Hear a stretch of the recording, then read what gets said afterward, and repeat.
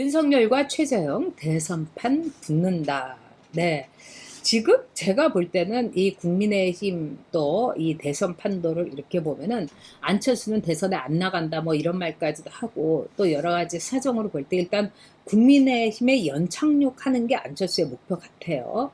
그리고 또 뭐 어디 갈 때 하고 나올 때 하고 다르면 안 되니까 안철수에 대해서는 따뜻하게 맞춰줬으면 좋겠다. 저는 그렇게 생각을 합니다. 화합해야죠.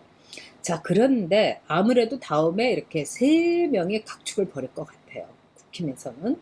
또 이 넓게는 보수 쪽에서 윤석열과 최재형과 홍준표라고 생각을 합니다. 그러니까 뭐 이 이준석이 뭐 김태호도 인기가 많고 뭐 유승민도 좋고 뭐 하태경도 뭐 핫하고 뭐 이렇게 하더라도 제가 보기에는 그렇게 쉽지는 않고 결국 홍준표와 최재형과 윤석열. 그래서 또 이제 홍준표 선수가 또한 대선에 후보도 한번 됐고 또 이명박 박근혜 때 또 나오기도 했고 경선에. 그래서 상당히 홍준표의 그 역할이 클 겁니다, 여러분. 홍준표는 굉장한 데가 있어요.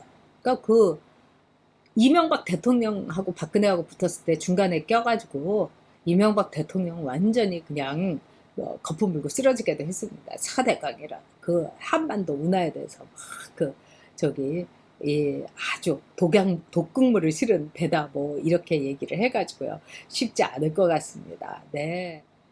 일단 윤석열은 국힘에 자기가 알아서 들어가겠다. 그래서 많은 혼선이 있었어요.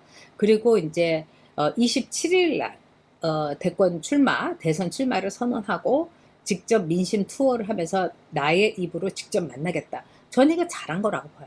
왜냐하면 대변인을 시켜서 하니까 이게 무슨 저기 수렴청정도 아니고 후보도 아니고 정치 출마도 안 한 사람이 그러면 안 되죠. 제가 이준석이라면요. 어떻게 보면은 일단 기자들부터 자기 집으로 오픈하우스를 하겠어요. 그래서 부인도 소개도 해주고. 그래서 이준석이 아니라 윤석열은 어떤 사람인가 그냥 보여주겠어요.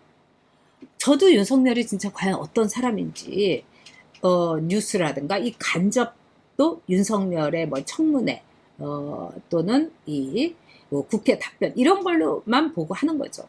그것도 참 훌륭하긴 했어요. 그런데 과연 인품은 어떠며 이 사람은 어디에 관심이 있고 그 다음에 정치, 경제, 사회, 문화 이쪽에 대해서는 어떤 이 생각과 또 어떤 것을 쌓아 올렸나 그거 궁금하잖아요. 그래서 이제 직접 말하기를 바랍니다. 그리고 이 이준석이 QR코드를 갖고서 막 나눠주면서 막 그냥 1대1로 쫙 하는 거는요. 배워야 돼요, 윤석열도요. 그러니까는 SNS도 윤석열이 해야 되고요. 또 유튜브도 저 해야 된다고 생각합니다. 그리고 방송에도 그냥 막 출연을 하면서 경험을 넓히고. 그래서 윤석열이가 갖고 갈 이미지는 뭐냐? 이웃집에 푸근하고 아주 마음씨 좋은 아저씨. 그런데 그 아저씨가 알고 보니까 엄청 높은 자리에도 있었고 공부도 많이 했고 내공이 엄청 단단한 아저씨다. 뭐 이런 이미지로 가는 게 좋지 않겠습니까? 그리고 저 아저씨는 우리 국민을 보호해 줄 수도 있다. 그리고 우리 국민들을 다 커버해 주고 쉴드 쳐줄 수 있다. 위험할 때 119 부르듯이 위험할 때 윤석열, 힘들 때 윤석열 이렇게 부르는 이미지로 가면 전 참 좋을 것 같아요. 자, 그런데 여러분, 네. 이 어저께 법사위원회에서 이 최재형 감사원장이 대선에 출마하겠다는 뜻을, 정치에 출마하겠다는 뜻을 확실하게 밝혔습니다, 여러분. 그래갖고 앞서도 얘기했지만 질문을 한 최강욱이가요, 완전히 이제 눈이 돌아갔죠. 동공지진이 이제 일어난 거죠. 네. 그런데 이 중요한 것은 지금 이제 윤석열은 서울대학교 79학번이래요. 서울대학교 법학과. 그런데 최재형은 7호학번이라고 합니다. 근데 최재형의 7호학번 친구들이 아주 강력하게 꼭 대통령 나가야 된다고 한대요. 그 중에서 이 강모 이 변호사, 이분이 고등학교 경기고등학교 다닐 때 최저영 이 감사원장이 최저영이 업어가지고 통학을 시켰다는 거예요. 뭐 2년인가 3년을. 대단한 거죠. 그래서 이 친구가 막 깃발을 세게 드는 모양이에요. 그러면서 나가야 된다. 그 다음에 이 나라를 구해야 된다. 이런데요. 그런데 더 기가 막힌 거는 뭐냐? 부친인 최영석 예비영 대령께서 아주 집요하게 설득을 하신대요. 야, 내가 나라를 위해서 몇 번 목숨을 바쳤는데 잘못하다가는 저 중국이나 김정은이한테 이거 먹히게 생겼다. 이 정말 문재인이 이거 되겠냐? 막 나라 통째로 넘겨주는 거 아니냐? 이러면서 네가 나서라. 아니 네가 대통령 안 되면 어떠냐? 그래도 나서가지고 깃발을 들고 막 해라. 이렇게 막 집요하게 선칙께서 네 이렇게 설득을 한다는 거예요. 와 대단하지요. 네. 그래서 아니 설마 정치하겠어? 최재형이 이랬는데 최재형이 정치를 한다고 한 겁니다. 그렇다면 우리한테는 이제 윤석열에 대해서 이제 찜찜한 게 있죠. 이 장모하고 와이프의 문제.